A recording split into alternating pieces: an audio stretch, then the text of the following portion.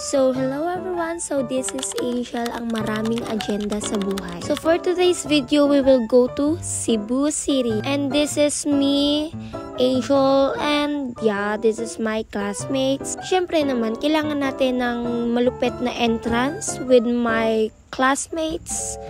Yun, kala mo talaga mga flight attendant. Pwede na ba guys? And syempre, bawal mag-video dito but I tried my best to take a video. Syempre, para maganda. So, this is my first time to fly sa domestic.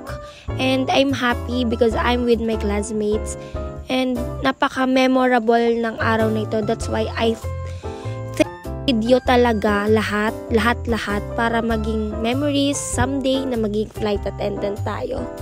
Tunay kaya? Hindi ko alam kung saan ako hahatakin ng panahon, pero lahat talaga tinatry ko para lang, syempre, for our dreams. Just Mayo Marimar. Okay, back to the video. So, this is May again. Bababa tayo ng bus.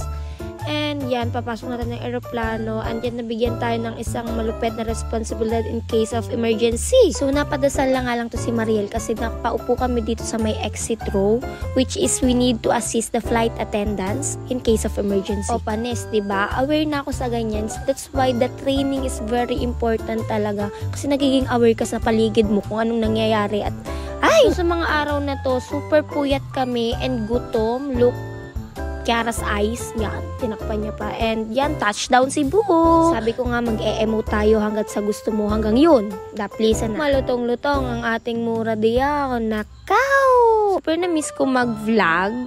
Uy, vlogger. So, ayan na nga, nasa Cebu na tayo and kinuha ko na yung maleta. Siyempre, may taga-video. Thank you talaga sa nag-video ng mga araw na to. So, that's all for today's video muna, guys. And wait na lang tayo sa part 2. Uy, mag-aabang ba kayo?